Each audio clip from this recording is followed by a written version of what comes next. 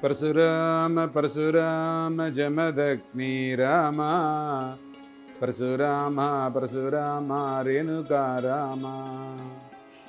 எல்லாம் வல்ல அன்னை மூகாம்பிகையினுடைய அருளோடு இன்றைய சிந்தனைகள்.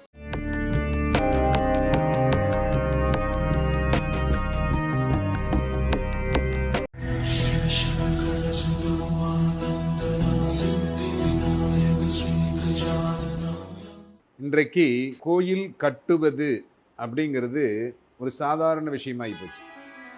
ஒரு காலத்தில் கோயில் கட்டணும் அப்படின்னு முடிவு பண்ணுறாங்க அப்படின்னா அது யார் முடிவு பண்ணுவாங்க அப்படின்னா, அந்த ஊரில் இருக்கக்கூடிய ராஜா முடிவு பண்ணுவார். இந்த ஊரில் கோயில் கட்டணும், அந்த கோயிலுக்கு தேவையான விஷயங்களை எல்லாம் செய்து கொடுக்கணும். அதற்கு பிறகு அந்த கோயிலை எப்படி அமைக்க வேண்டும், அந்த கோயிலுக்கு வரலாறுகள் என்னென்ன இருக்கிறது, சுவாமி எந்த விதமான சுவாமியை அங்கே பிரதிஷ்டை செய்ய வேண்டும், அந்த சுவாமியினுடைய நாமதேயம் என்ன, அம்பாள் எப்படி இருக்கணும், அம்பாளுடைய நாமதேயம் என்ன, பஞ்சமூர்த்திகள் எப்படி எப்படிலாம் வைக்கணும், வேறு என்ன சுவாமி அந்த இடத்துல வச்சா நல்லா இருக்கும் அப்படின்லாம் ஒரு ஆராய்ச்சி பண்ணி அதுக்கு சாஸ்திரங்கள் இருக்கு. அந்த சாஸ்திர பிரகாரம் இதுல எத்தனை சாஸ்திரங்கள் அடங்குது தெரியுமா உங்களுக்கு? ஒவ்வொன்றுக்கும் சாஸ்திரம் இருக்கு. சிற்ப சாஸ்திரம் இருக்கு, ஆகம சாஸ்திரம் இருக்கு, ஜோதிட சாஸ்திரம் இருக்கு, ஜோதிடத்தில் பிரசன்னம் இருக்கு. நிறைய வல்லுநர்கள்லாம் இருப்பாங்க. இந்த வல்லுநர்கள்லாம் அழைத்து என்ன பண்ணுவாங்கன்னா, இந்த கிராமத்தில் இருக்கக்கூடிய மிக முக்கியமானவர்கள் அவர்களை அழைப்பார்கள். அவர்களை அழைத்து அவர்களிடத்திலே அமர்ந்து இதை பேசி இந்த இடத்துல ஒரு கோயில் அமைய வேண்டும் அப்படின்னு சொல்லி, அதற்கு பிறகு இந்த கோயிலுடைய பெயர் என்ன வைக்கிறது. இப்போ இருக்கிறவங்கள்ட்ட கேட்டிங்கன்னா உடனே எங்கள் அம்மா பேரை வைங்க, எங்கள் தாத்தா பேரை வைங்க, நூற்றாண்டு வாழ்ந்திருக்கிறாரு அவரோட பேரை வைங்கன்னு வச்சிருவாங்க. அப்படிலாம் அப்படி வைக்கல. சாஸ்திரமாக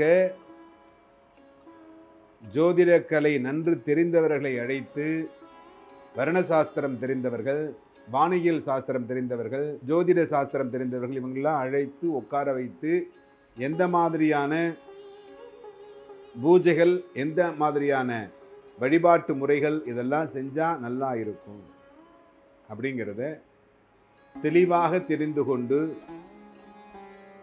அதன் பிறகு அந்த ஆலயத்தை அமைக்கின்ற பொறுப்பை ஒருவரிடத்திலே கொடுத்து, அதுவும் அவரிடத்திலே கொடுத்தால் அந்த பொறுப்பு நல்ல விதமாக முடிக்கப்படுமா? ஏன்னா ராஜா ஆசைப்படுறார். சென்னையில் இருக்கக்கூடிய ஒரு ராஜா மந்திரி கூப்பிடுறார், சேக்கிழார் அழைத்து இந்த திருமுறைகளை எல்லாம் ஒன்றாக சேர்த்து அந்த திருமுறைகளை வைத்து ஒரு புத்தகமாக சரி செய்து எனக்கு அளிக்க வேண்டும். நான் இதை படித்து தெளிவு பெற வேண்டும். அதுக்கு நீங்க ஒரு புத்தகம் ரெடி பண்ணி கொடுங்க. சரி, ஏற்பாடு இல்லை, யாரோ ஏற்பாடுலாம் பண்ணக்கூடாது, நீங்களே போய் நீங்களே இதற்கு எல்லா வேலையும் செய்யணும் அப்படின்னு சொன்னோன்னே சேக்கிழார் இங்கேருந்து நேரா சிதம்பரம் போறார். சிதம்பரத்தில் படுத்து இருக்கிறார்.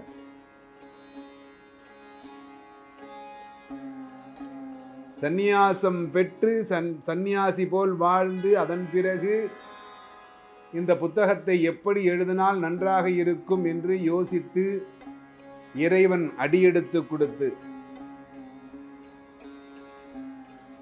எப்படி எடுத்து கொடுக்குறான் பாருங்க, உலகலாம் உணர்ந்து ஓதுவதற்கு அரியவன் அப்படின்னு அடி எடுத்து கொடுக்குறான்.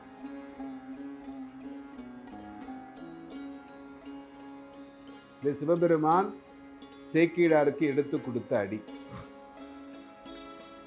அதன் பிறகுதான் அவர் எல்லா திருமுறையும் ஒன்றாக சேர்த்து 12 திருமுறைகளை சேர்த்து ஒரு புத்தகமாக நமக்கு வழங்கினார். அந்த மாதிரி அந்த காலத்தில் இருக்கிறவங்கெல்லாம் எல்லா விதமான விஷயங்களும் தெரிந்து கொண்டு, அரசர் அப்படின்னா அவருக்கு எல்லா விதமான விஷயங்களையும், எல்லா விதமான கலைகளையும், எல்லா விதமான மக்களுடைய கஷ்டங்களையும் தெரிந்து வைத்துக் கொண்டிருந்தார். அப்பதான் அவர் அரசு ஆள முடியும். அதனாலதான் அவருக்கு அரசன்னு பேர். அனைத்தும் அறிந்தவனாக இருக்கிறான். இந்த கோயில் அமைக்கின்ற பொழுது இன்னைக்கு போனோன்னு என்ன பண்றீங்க? நேரா போறீங்க, கொடிமரத்தை பாக்குறீங்க, சாமியை சுத்துறீங்க. இன்னைக்கு எந்த படத்துக்கு டிக்கெட் வேணும், எந்த சீரியல் பார்க்கணும் அப்படிங்கறது சாமிகிட்ட போய் சொல்லிட்டு வர போறவங்களாம் பாக்குறேன் நான்.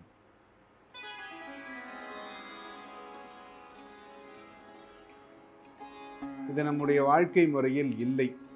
இந்த சினிமாங்கிறது நம்மளுடைய வாழ்க்கை முறையில் இல்லை.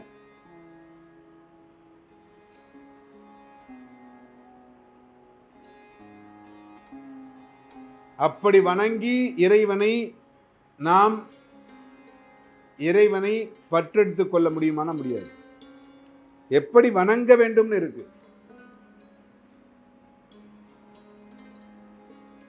பணம் இருந்தால் ஏன்னா இப்ப என்ன பண்றாங்க அப்படின்னா,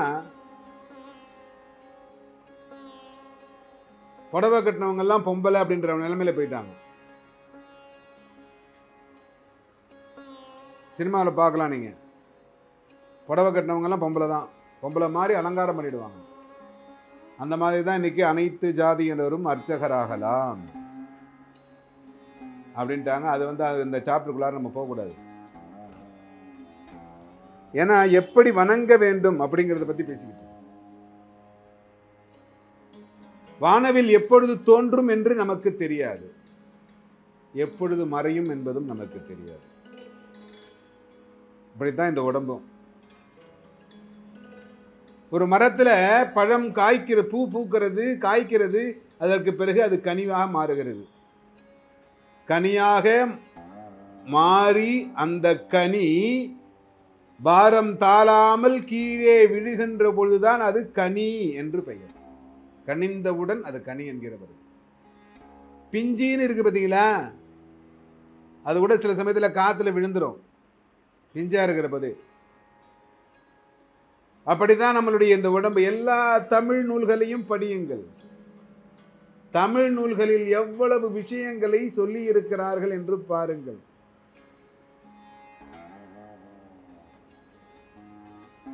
வள்ளுவன் எவ்வளவு சொல்லி இருக்கிறார், எப்படி வாழ வேண்டும் என்று சொல்லி இருக்கிறார். வள்ளுவ பெருந்தகையை தமிழிலேயே வைத்துக் கொள்ளவில்லை நீங்கள். அந்த வள்ளுவர் கூறியதை எவன் மனநின் நலம் என்று கூறினானோ அவனை தான் நீங்கள் தலையில் தூக்கி வைத்து ஆடுகிறீர்கள்.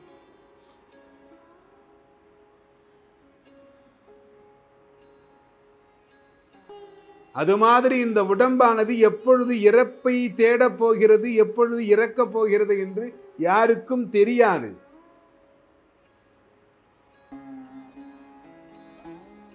அதனால் நீங்கள் இறைவனை வழிபாடு செய்யுங்கள்.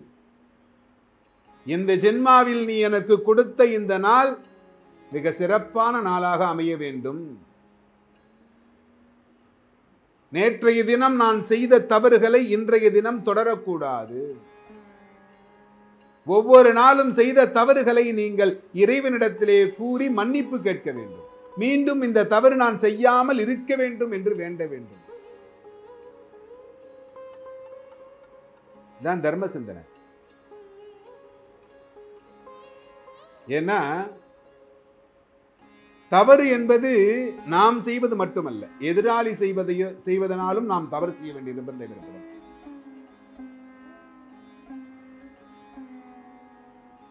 துகில் உரிக்கிற பொழுது திரௌபதிக்கு பிதாமகர் எழுந்து நில்லாமல் இருந்தது தவறு என்று பிதாமகர் அம்பு படுக்கையிலே படுத்திருக்கிற பொழுது திரௌபதி எடுத்துரைக்கிறார் இல்லையா? தவறு செய்தது ஒருவர், தண்டனை பெறுவது ஒருவராக இருக்கிறார்கள் இல்லையா? அதை தடுக்காமல் இருந்தது தவறு. அது மாதிரி நாமும் சில நேரங்களில் சந்தர்ப்ப சூழ்நிலையில் தவறு செய்துவிட வேண்டிய நிர்பந்தம் ஏற்படும். அந்த நிர்பந்தம் ஏற்படுகின்ற பொழுது நாம் இறைவனிடத்திலே சென்று இது போன்ற நிகழ்வு எனக்கு நிகழாமல் இருக்க வேண்டும், இன்றைய நாள் எனக்கு நல்ல விதமாக அமைய வேண்டும், என்றும் நீ என்னோடு இருக்க வேண்டும், உன் பாதத்தில் நான் சரணாகதி அடைய வேண்டும் அப்படின்லாம் சொல்லி இறைவனை பிரார்த்தனை செய்து கொண்டு முழு மனதோடு சாஷ்டாங்கமாக விழுந்து நமஸ்கரிக்கணும். நீங்க பாத்தீங்கன்னா பழைய கோயிலெல்லாம் பாத்தீங்கன்னா அந்த விழுகின்ற நமஸ்காரம் செய்கின்ற இடத்துக்கு நேரா எப்படி நமஸ்காரம் பண்ணணும், எந்த பக்கம் நமஸ்காரம் பண்ணணும் சொல்லி கருங்கல்லில் பதிவு பண்ணியிருப்பாங்க. ஆதி காலத்தில் உள்ள கோயில், இப்ப இருக்கிற கோயில் இல்லை. இப்ப இருக்கிற கோயில்ல என்ன பண்றாங்க, அதையும் மூடி மறைச்சிடுறாங்க. எதான் மூடுறதுன்னு தெரியல. கோயிலை வலம் வர முடியாத அளவுக்கு கோயில்கள் இன்றைய தினம், ஒரு கோயில் உள்ளார போனீங்கன்னா அந்த கோயில இருக்கிற சாமியை சுத்தி வர முடியாது, கமர்ஷியல் ஆக்கிட்டாங்க கோயிலை.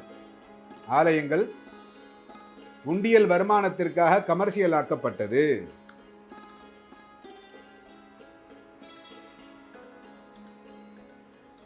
அது மாதிரி இல்லாமல் நாம் ஆலயத்திற்கு சென்று கொடிமரத்திற்கு முன்பு முதலிலே ஒரு நமஸ்கரிக்க வேண்டும்.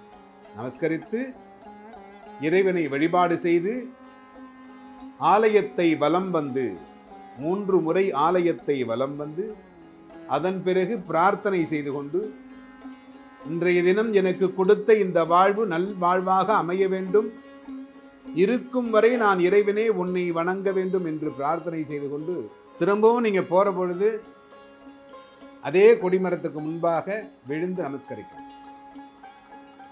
நமஸ்கரிக்கிறதுக்குன்னு ஒரு இடத்தை ஒதுக்கி இருப்பார்கள், அந்த இடத்துல தான் நீங்க நமஸ்கரிக்கணும். ஒவ்வொரு இடத்திலும் நீங்கள் நமஸ்கரிப்பது, யாரை பார்த்தாலும் காலில் விழுந்து கும்பிடுறது, ஆலயத்தினுள் எல்லா இடங்களிலும் நமஸ்காரம் செய்வது, சாஷ்டாங்கமாக விழுந்து நமஸ்கரிப்பது அப்படிங்கிறது செய்யக்கூடாது. அது என்ன பண்ணணும்னா கொடிமரத்திற்கு முன்பாகத்தான் விழுந்து நமஸ்கரிக்க வேண்டும். அப்படி நமஸ்கரித்து இறைவனை வழிபாடு செய்யுங்கள். இறைவனை வழிபாடு செய்வதற்கான முறைகளை தயவு செய்து கற்றுக்கொண்டு தெரிந்து கொண்டு உங்களுடைய பெரியோர்களிடத்திலே அதை பற்றி தெரிந்த விஷயங்களை தெரிந்தவர்களிடத்திலே தெரிந்து கொண்டு அதன் பிரகாரம் நீங்கள் எல்லோரும் இறை வழிபாட்டை தொடர்ந்து நடத்த வேண்டும் என்று பிரார்த்திக்கிறோம். எல்லோரும் இன்பற்றிருக்க சுவாமிநாத சுவாமியை பிரார்த்தனை செய்கிறேன்.